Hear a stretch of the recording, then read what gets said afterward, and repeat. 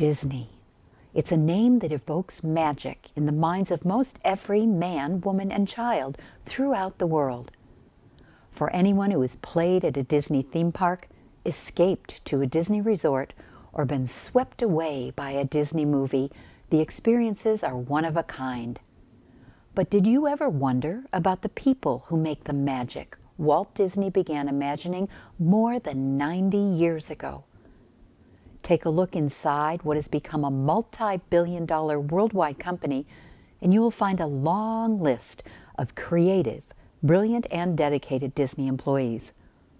All have played a role in advancing Walt Disney's dream of Imagineering magical fun for families, including a man who personifies the ideal of fun, Bryan Wittman.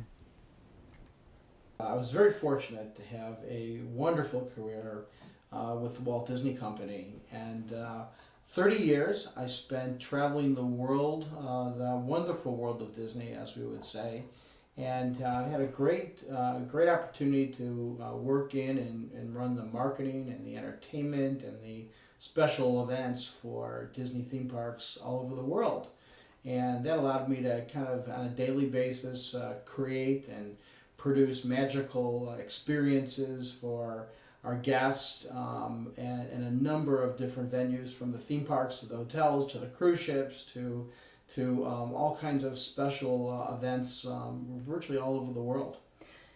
What qualifies someone to be the fun guy for the mouse? Well, I think part of it is kind of in your DNA of who you are, and I've always I don't know, I think I'm a fun guy, and everybody says that, but I think I really try to be a fun guy and a happy guy, and I think that's part of it. Also, I think in my DNA, I'm very organized, and I can think in a very project driven way to how to formulate things, and I've got an interesting.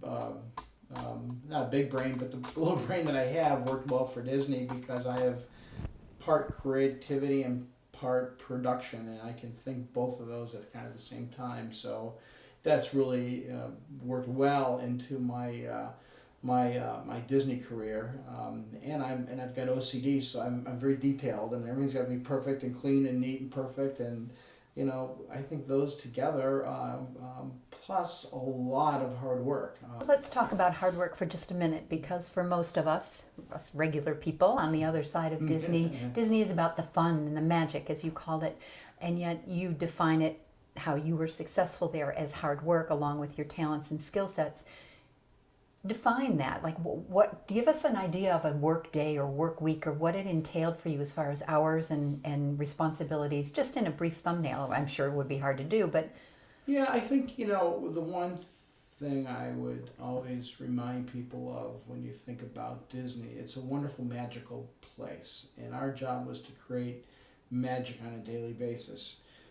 Was that truly, like, in your job skills? Was it defined that way? It wasn't, but that was kind of the known underlying factor of that's what we did. It was about creating magic, and it's in the mission statement actually of the company. So yes, it is. There wasn't in my job description, but I mean it is part of the mission statement of the company. But Disney still is a huge multi-billion-dollar corporation. And not in a bad way, but with a big corporation, comes all of the responsibilities of running a big business in today's tough environment, and from financial to legal to human resources to all of the other things are realities of running the Magic Kingdom. And while we did a lot of fun things, and we spent most of our days on big, fun, exciting experiences and ideas and concepts and rides and shows and attractions and things that people wouldn't do in a normal day, we also had to spend time on the business of Disney and being a very successful company. One without the other, we would have failed. How did you figure out that proportion? Was it the same? Did it change every day? Was it dependent on projects? It changed every hour. It changed every minute. As big as a company is, and as much as you try to plan in advance, we'd spend 1 hour of our day planning for something 5 years away, and then virtually the next hour we'd be spending our time on something that's going to happen in an hour.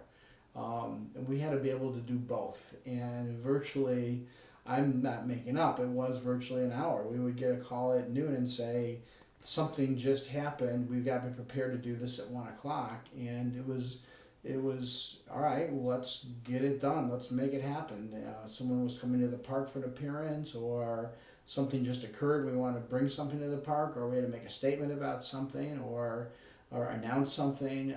It was, virtually 1 hour or 5 years, and every day when you walked in, you weren't really sure how your day was going to fly. So clearly you're somebody who thrives on that kind of, really, that's almost stressful for a lot of people. Like they need order, not chaos. And Yeah, that sounds a little chaotic. It was organized chaos on a hourly basis. I never really knew a lot. I sort of a little bit of an idea what my day was going to sort of be like, but I never knew for sure. And that was it was 7 days a week. I mean, we were a 7-day-a-week operation. We ran 365 days a year. It was worldwide, so your day never stopped. So you were game on all day long, all night long, every day. And yeah, you have to thrive on that kind of energy and kind of that kind of excitement and that kind of responsibility, and also knowing that everything you did was front page news.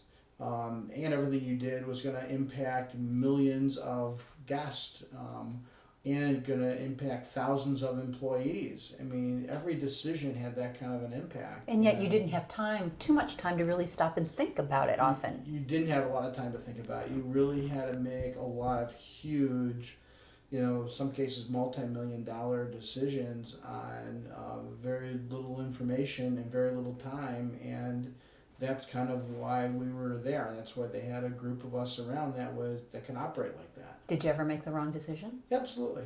Absolutely. What was the biggest one that you can tell?